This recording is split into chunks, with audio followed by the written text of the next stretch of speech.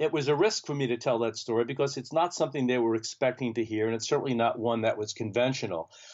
And why I'm telling you this now, Elizabeth, and why I included it in my book is I saw a monumental sea change in that room. That story moved them from their head to their heart, from thinking to feeling, from being scattered to being completely present. And it dawned on me at that moment how powerful it is for any of us to come out of the closet and tell our stories to each other, that they make a real difference. Welcome to the Just in Time Cafe GoLean6Sigma.com's official podcast, where we help you build your problem-solving muscles. We share best practices from over 20 years of success, helping organizations from the Fortune 500 to small and medium-sized business to government achieve their goals using Lean Six Sigma.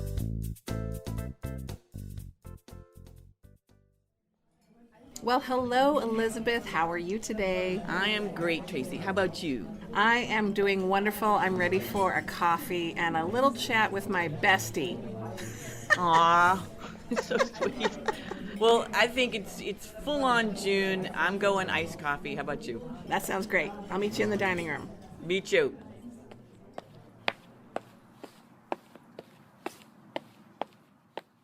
Hi, everyone. Welcome to the Just in Time Cafe. I'm Tracy O'Rourke, and this is Elizabeth Swan, and we are your hosts. It's great to be here, and I want to know what's on the menu today, Elizabeth.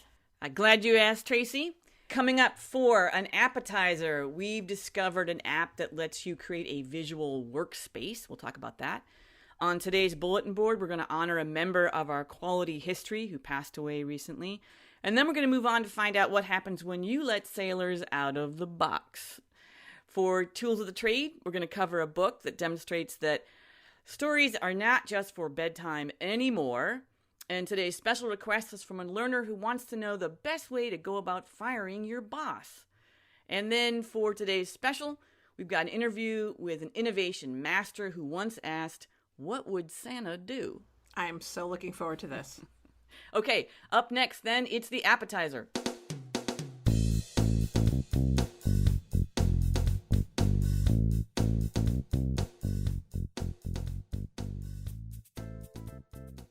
Okay, Elizabeth. So what is this app that lets you visualize work? So this is an app by the name of Mural, and it's a shared workspace. So this goes in your browser. It comes with ready-made templates, so you could do things like storyboarding, Kanban boards, figuring out work plans, projects. It's very intuitive. It's got shortcuts. Like I was putting Post-it notes in a Kanban board. I shared it with you. We worked out the to-dos and what was going to happen for this podcast. And every time I went to create a Post-it note, it said, hey, just double click and a Post-it note will appear. So that was intuitive. I figured it out fairly quickly. It let me install it through Google, so I didn't have to create a separate logon. I was considering using it for my own personal Kanban, right? My own personal work plan, because I don't have any wall space left, right? So this was like a nice sort of online visual board. It was built by guys trying to collaborate on gaming, right? So they're figuring out how to design games.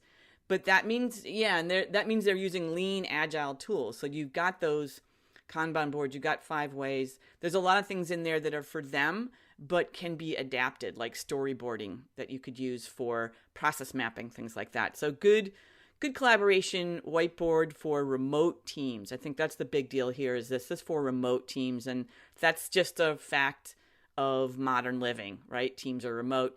The pricing is $12 a month per person, but you and I got that 30-day free trial. So what'd you think about it? You know, I really liked it as well. I think that it seems very simple, user-friendly. It did remind me a lot of PowerPoint. And then it made me think, well, how is this different than PowerPoint? And because I am a whiz at that, and if I'm going to invest time and money to learn a new app, I want to see value. Right. But I think what's really great about this app is that kind of what you had mentioned is it's virtual. It's a virtual space that people can co-collaborate from all over wherever they are.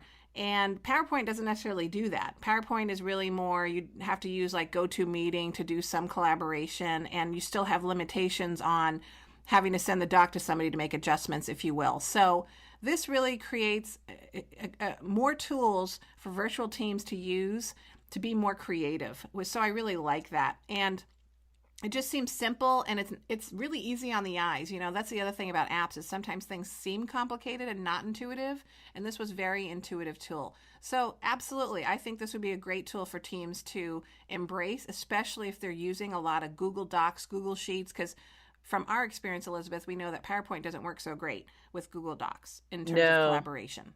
It doesn't. And I also liked, to your point, how visual it is. Like you can throw YouTube clips in here. You can throw graphics. Like it's really easy to use the visual aspect. So that's both fun and useful. Next up is the bulletin board.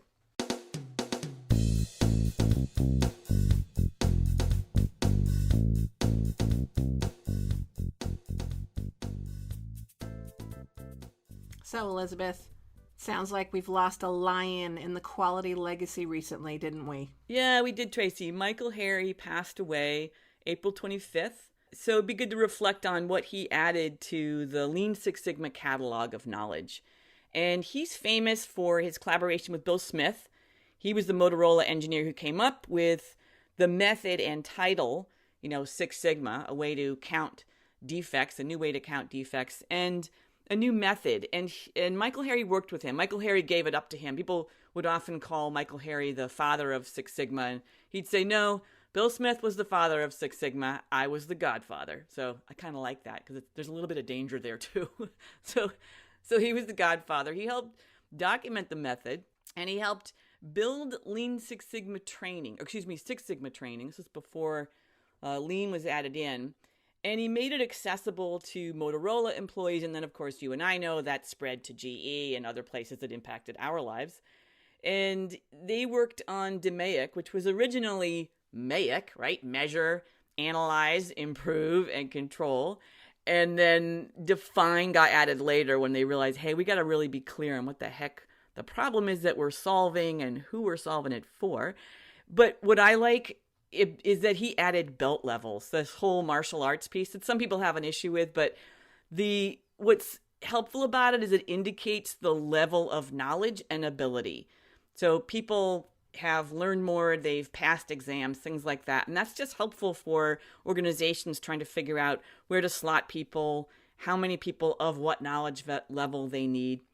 And I think what was also nice about his approach is that he saw Six Sigma early on as flexible, that you provide the tools needed for the effort. And that made DMAIC a great structure to be an umbrella for other tools, other methods from, the world of quality, not just Lean, but there's a lot of fathers of quality out there. I wish there were more mothers of quality, but me too. I know, we're working on it.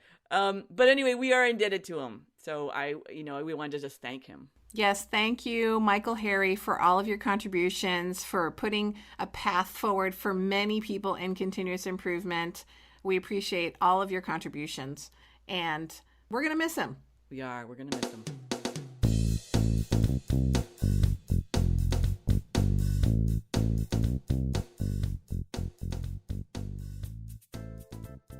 So, Tracy, what happens when you let sailors out of the box? Well, a lot can happen, as a matter of fact. And in this particular situation, we had some Navy officers and sailors go through Lean Six Sigma Greenbelt training. And these officers were specifically working on the aircraft carrier USS George Washington. And they are using Lean Six Sigma practices to improve workflow due to changes that have occurred over the years, and also looking to improve processes to reduce inventory loss and become more efficient with offloading equipment. So Awesome job, Navy. And I will say that in my experience in working at San Diego State and UCSD, we actually do have quite a few Navy people coming through the programs. And it's really exciting to see some of the projects that they're working on. I had a Navy SEAL dive instructor in my class recently who wanted to reduce variation on how the dive instructors were passing or failing Navy SEALs. And so that was just a really interesting process and project to see, and so many others. I also had another Navy officer come through who needed to reduce the cycle time or lead time on deployments for missions. And of course, me just asking questions because that's what we do. So what kinds of missions? And he said to me, well, if I tell you, I'd have to kill you. Again, a little bit of danger makes it interesting. A little bit of danger. So I didn't ask those kinds of questions anymore. You're a wise woman. You're listening to the Just in Time Cafe podcast. I'm Elizabeth Swan, speaking here with Tracy O'Rourke. Up next, it's Tools of the Trade.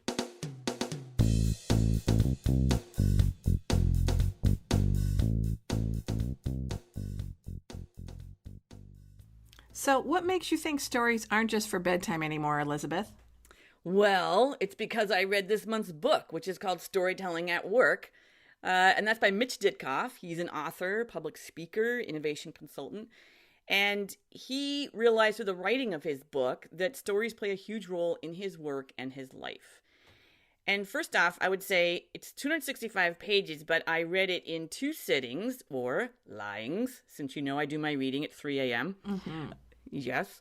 And the structure, I know. No, it's interesting to me. Structure makes it easy to pick up anywhere. It's individual stories. And at the end of each, he talks about what he took away. So each incident either moved him or shifted his thinking in some way. And he's worked with, big time Fortune 100 companies. He's worked with, AT&T, Pfizer, Pricewaterhouse. You see mentions throughout of where he's, brought storytelling in. But it's a reminder that we live in this world of facts and data, right? Process improvement. He's brought in sort of in the improvement and design and innovation side of it. But, it's even more critical to bring our right side of our brains, our stories into the work. That's what people hear. It's what they remember. It's what makes a difference for them. So I love that after each story, he asks us, the reader, kind of provocative questions. Like, what are you not doing? What question should you be answering with no instead of yes? It really makes you sit in and think a bit about it. So I love that about it. How about you, Tracy? What did you get out of it?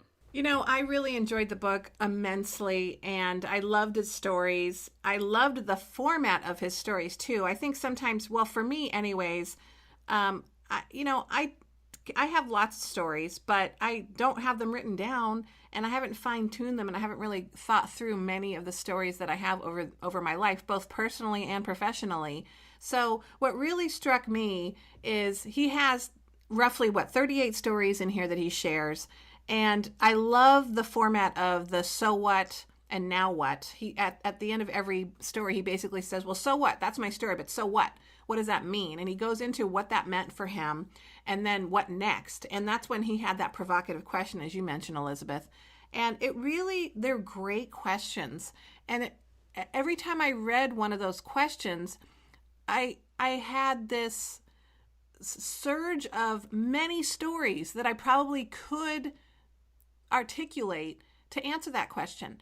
And so after the end of this book, I sat there thinking that I have so many untold stories that could help others learn Lean Six Sigma, that could help others apply things when things got challenging, that, where I've seen project teams fail and then overcome failure and be successful that I'm not telling. And so it was a true inspiration to really think about what are the stories that I'm not telling that could help others learn based on what I do for a living. So I really, really enjoyed it immensely. And the other thing is how many other people feel exactly like me. They have thousands of stories that are being untold. And it's listening to stories is so much more inspirational than listening to facts and data for many.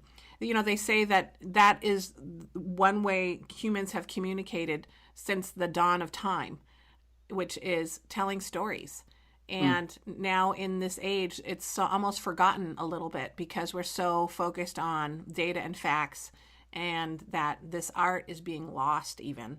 So I really enjoyed the book, and it really made me have a paradigm shift in how I'm communicating with people, not just in my personal life, but professionally, with students and with learners and with our audience. And I think you probably have the same experience that I do at the end of a workshop, or when you look at comments after a webinar.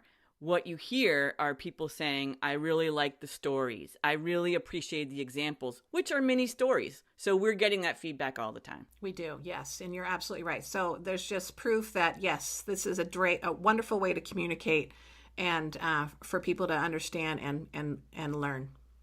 So you're listening to the Just in Time Cafe podcast. I'm Tracy O'Rourke. In just a short while, we're going to hear Elizabeth's interview with Mitch Ditkoff about storytelling. But first, it's a special request, the Q&A from one of our subscribers.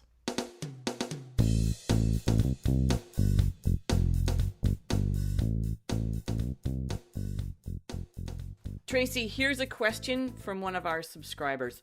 How do you fire a project sponsor? How do you fire a project sponsor? That is a great question. And unfortunately, I really hope nobody has to have that situation, because you would hope that a sponsor would do what they should be doing for a project leader or a project team. And, I really empathize with the person that is actually even pondering this question, because it's not a great place to be. So there's lots of ways that you could fire a project sponsor. I would even say, are you sure? That's the first question. Are you sure this isn't working out? Is it really just because they don't know what to do? Or is it because they are just not, they know what to do, but they're not doing it? You're just not getting the support that you need. So I'd really just start to think through some of those things and, making sure that you have a conversation with the sponsor first to make sure that there is an understanding there. But if it's multiple iterations that the sponsor has failed in terms of support, then I think that finding another sponsor that might be more well suited for the project is a good approach. Elizabeth, what do you think? Yeah, this one's tough because once again, you always want to ask, what's the situation here? I can't just give blind advice. But if, as you say, there's multiple efforts and they've really failed, one method I've seen work is approach this sponsor with the idea of offloading this time-consuming work of sponsoring a project to someone with more bandwidth. I love that corporate term. What's your bandwidth? Everyone has limited bandwidth. So, appeal to the idea that they're probably overloaded and could use a break. And that might just be a good way to lay open the opportunity for that person to opt out and let somebody else step in. So it might be just a graceful way to bring that about. I don't know. What do you think? Yeah, I think that's a good approach, is just to say, I'm actually discovering that this person might be a better sponsor, and here's some of the reasons why. And hopefully it's related to the project as well. I mean, they're in a better position or they have more time, just as you say. I think that's a great way to switch out a sponsor. Up next, it's today's special, which is Elizabeth's interview with Mitch Ditkoff, CEO of Idea Champions, who once asked, what would Santa do? Elizabeth, do you know the answer to that? Yes, that is one of Mitch's great stories of how he managed to drum up work by visiting past clients in the guise of Santa Claus. I felt like it was Santa bombing. He Santa bombed his clients, which was ultimately successful. So Mitch has won Innovation Blogger of the Year 2 years running. And in this interview, we delve into his favorite stories and more. So coming next. I am all ears for this interview.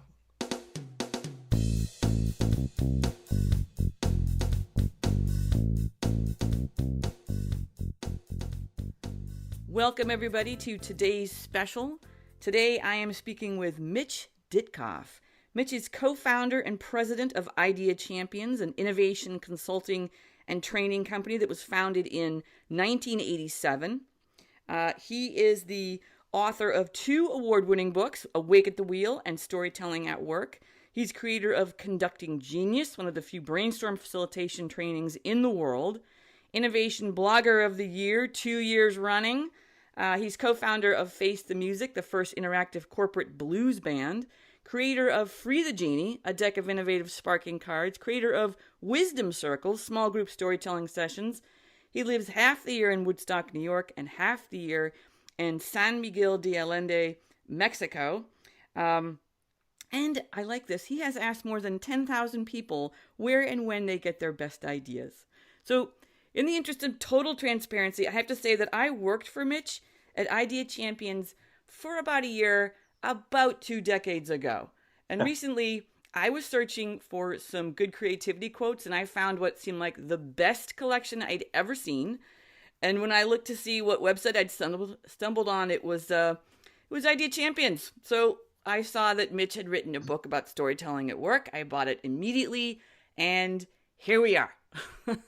So, Mitch, Storytelling at Work, which I told you I loved, is a series of short stories where you were moved or resulted in a shift in your thinking, which is a really nice model.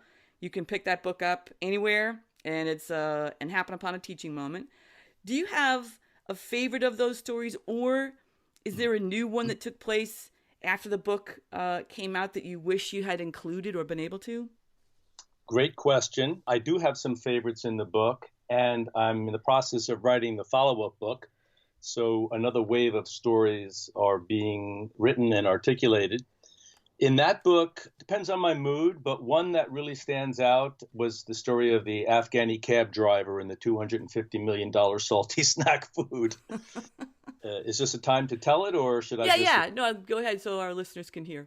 Okay, I'll keep it real simple. I was working as an outside consultant for General Mills, trying to help them come up with an idea for a $250 million salty snack food that was not a potato chip. And I get in the cab in the morning to go to their headquarters to set up the room and, begin the day and meet with their product development people.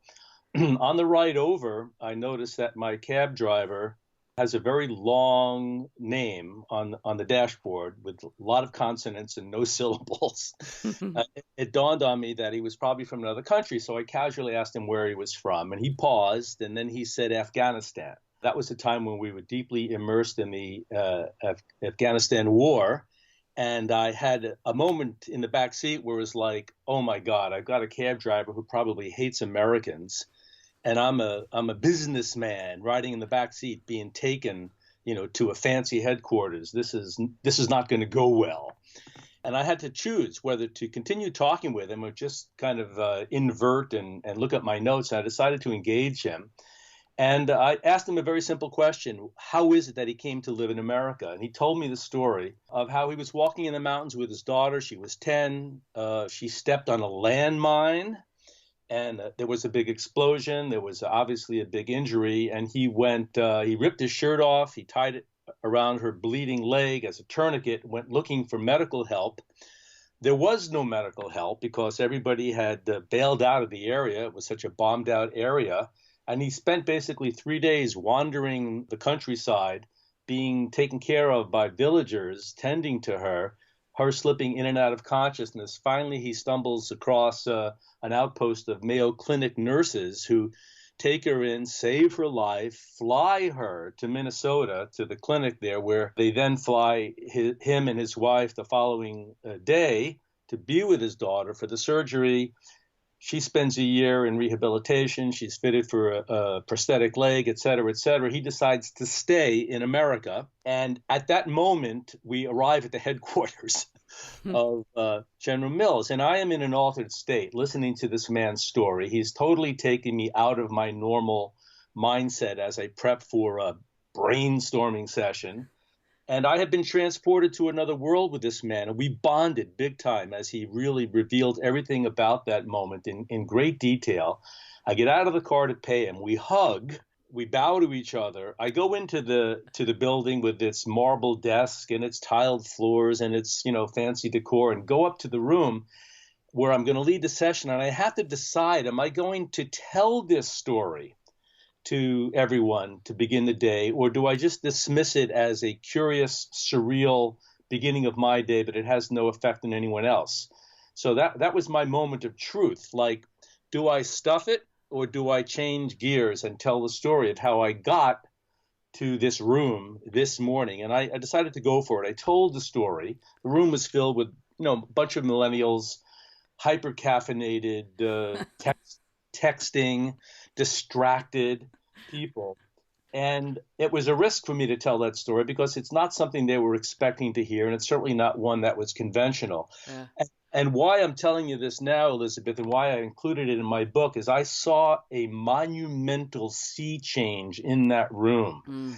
That story moved them from their head to their heart, from thinking to feeling, from being scattered to being completely present. And it dawned on me at that moment how powerful it is for any of us to come out of the closet and tell our stories to each other, that they make a real difference. We did the work that day. We did the work of, ideating salty snack food products, which was kind of a funny, addition to how the day began. But what I noticed was the change of mindset, the change of receptivity, the change of vulnerability, the feeling of community and connection in that room. And all of it was birthed or sparked by the story that I told. Yeah. That's just one of the reasons why I'm so onto this storytelling thing these days, especially in organizations.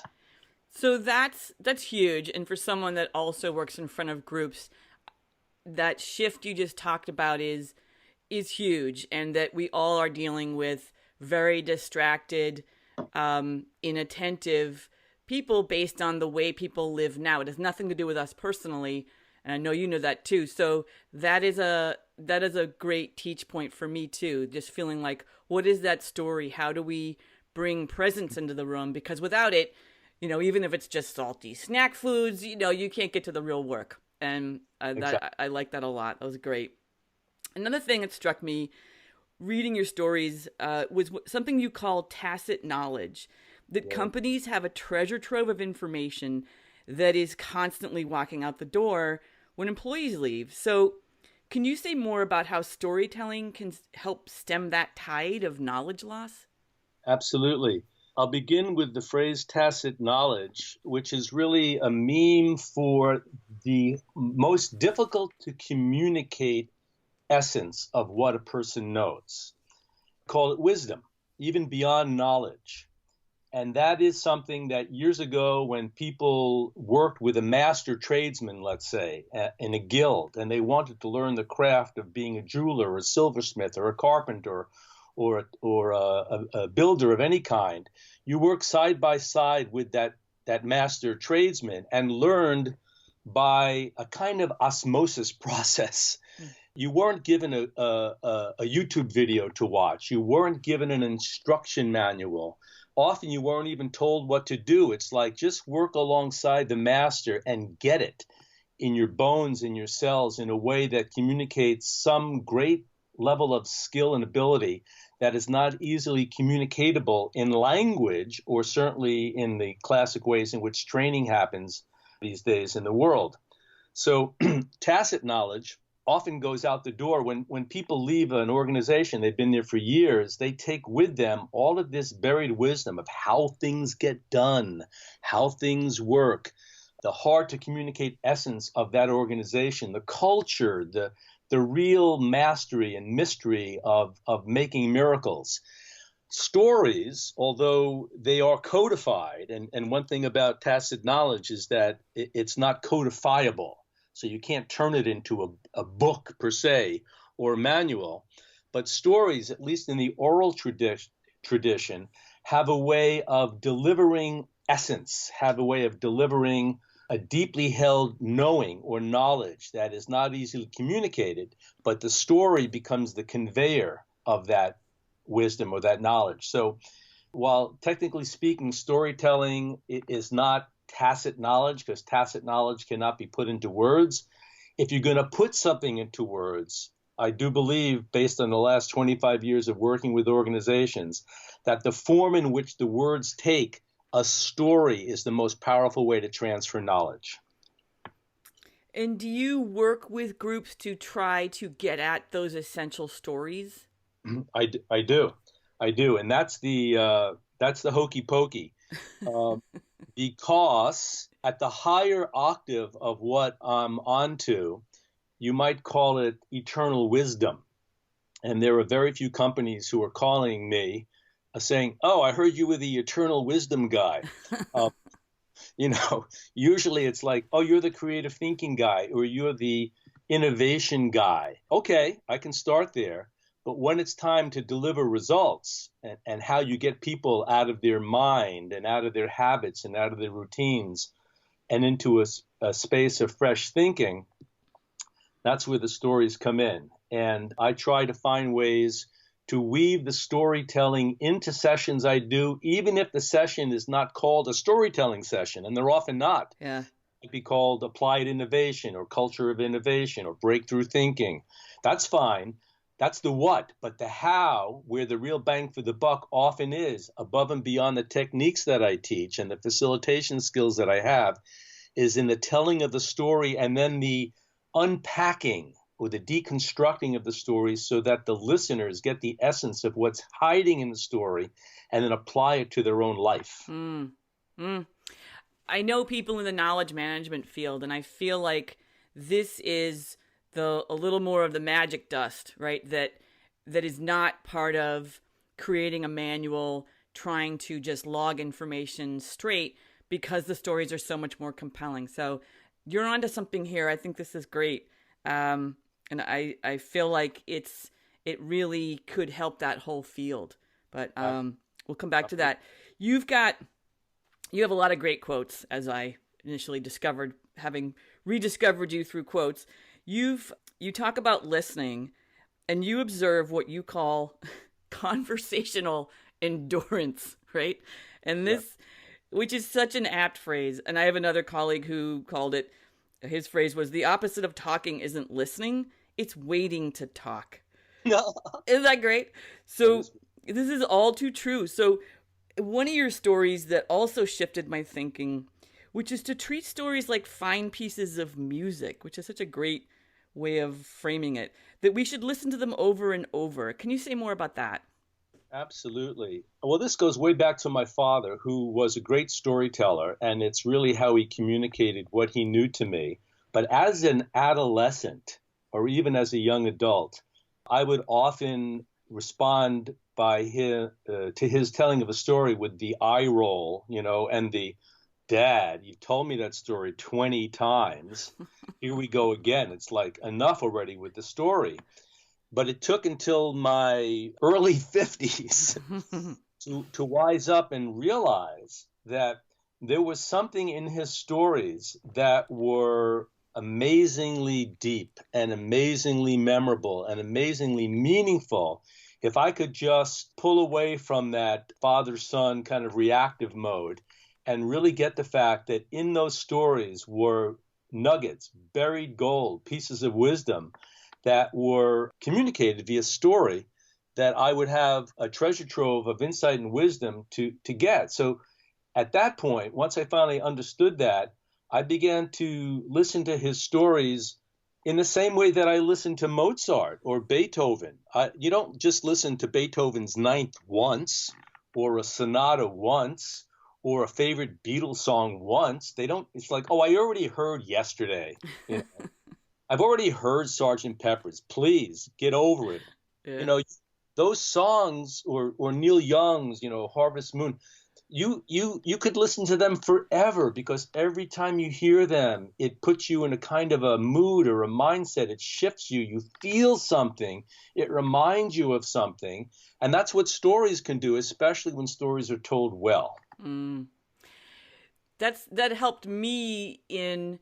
I didn't even realize I was using stories in my work, when I was training and running workshops, until evals would come back and I'd see again and again, oh, such good stories. The stories really help. And there were moments where I thought, oh, I've used that story so many times, I need to retire it. But then I'd think, but it was great. It really told that point. It made that. So then I thought, well, maybe what I need to do is refine it, work on it, treat it like you're saying the piece of music, and give it its due. Don't make it rote. Don't let it be rote. Exactly. And, Elizabeth, your discovery and mine are very, very similar, because the 5 years ago, somebody asked me what I did for a living. And I opened my mouth and I said kind of my canned rap, which it sounded like a canned rap. Maybe to them it sounded good, but to me it was like, oh, please, that's my Vegas act, you know. I've said that so many times. And they kept looking at me and I kept thinking, like, what do I do? And after they left, I got really curious to think about, what do I really do? I know what I say I do. Yeah. But what do I really do if you lift the curtain a little bit? And what about what I do works?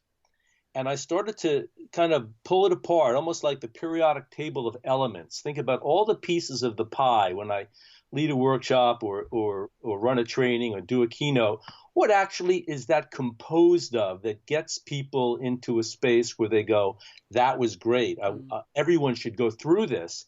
And I realized, of all the things I know how to do and all the things I like to do, the biggest, most powerful, memorable response was when I told a story. Yeah.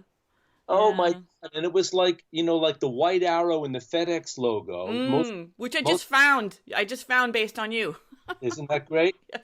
So that's a perfect example. That's a background foreground shift. That arrow has been in the logo ever since it was created.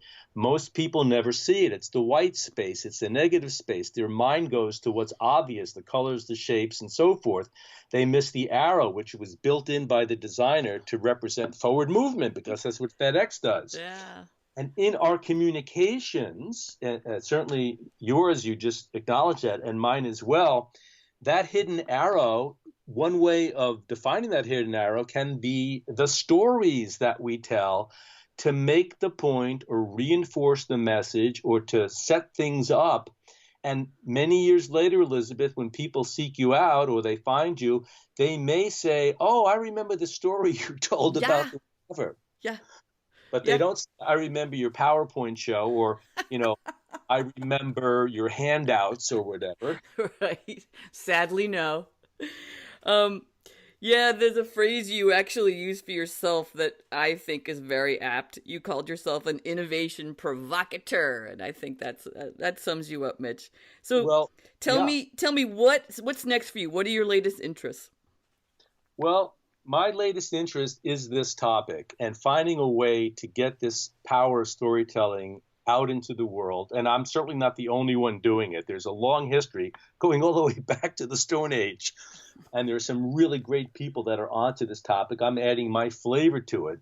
But to find a way to get companies that are interested in innovation and change and creative thinking to understand the power of storytelling towards that end.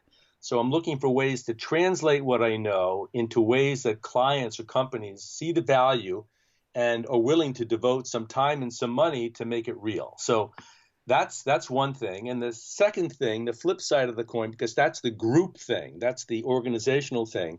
The flip side of the coin is my work with individuals in a service which I'm calling Follow Your Muse, which is one-on-one, usually over the phone. And it's for anybody with a powerful idea, a powerful vision, a powerful creative impulse who feels they need a goose, a coach, a mentor, some way to get it out of their head and into the world, that I'm playing that role for people. I've done that with clients. I'm doing it for people that are not organizational people, and that includes what you might call the cultural creatives, or people that are entrepreneurs without a big budget behind them. Powerful idea they want to see manifest, but they keep spinning their wheels. That's the other piece of it as well. Nice. Great guidance. And then just as a wrap up, aside from stumbling upon your site while looking for good quotes, how can people find you online? Well, there's two ways. There's MitchDitkoff.com, which is my own personal website. And then there's IdeaChampions.com, and that's the company I started and you worked with for a while. Those are probably the two best places, and my blogs and other related social media platforms will all be accessible via either one of those sites. Awesome. And thank you, Mitch. It's been such a pleasure reconnecting, and I look forward to more connections. Thank you, Elizabeth. I appreciate you inviting me into this. Goodbye, everybody. Thank you for tuning in today to the Just in Time Cafe. Please tune again next month when we have a whole new slew of apps and books and great folks to talk to. Take care, everybody. Thank you for joining us for Just in Time Cafe.